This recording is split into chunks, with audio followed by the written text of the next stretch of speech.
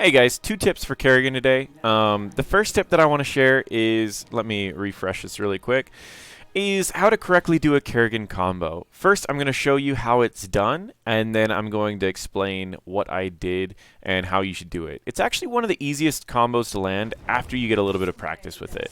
So to first, you need to figure out which direction the enemies are going to be running from, and in this case, Alexstrasza seems to like to run down as well as back towards her base. So I need to figure out which direction she's going. And then once I figure that out, you simply use a W where she is and then the E in the direction that she's running. Remember, that's W where she is and then E in the direction that she's going. The combo really quickly looks like this. Now, of course, it's not usually going to work on people who are not moving, but it works really well on people who are running away from you, which tends to happen a lot with Kerrigan. For example, moving where she is, pull her back into it, and she's dead.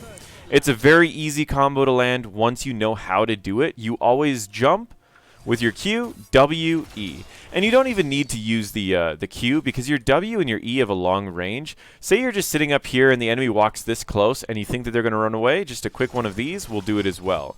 But remember that it only works when they're running away from you.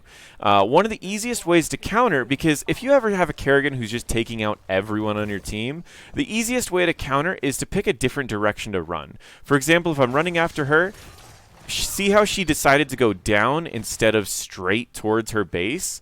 That is how you counter the combo. Instead of going like directly where you think they should be going to run away, simply pick a different direction.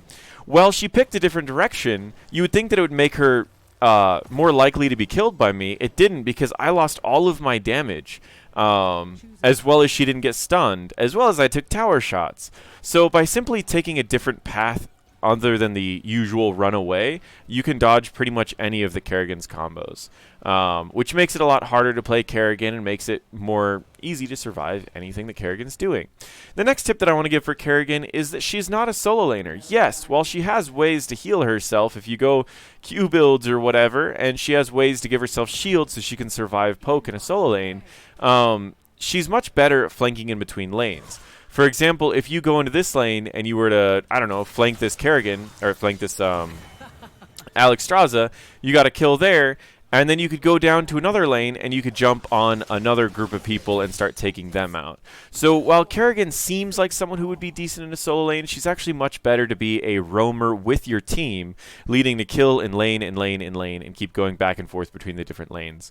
She works in a variety of ways, and she's a pretty strong character. I really recommend people check her out. I personally like drafting her alongside a Tyrael if Tyrael's going to be main tanking, because Tyrael doesn't have his own engage, but he's a very strong main tank. This allows him to have his own engage because you can engage for Tyrael.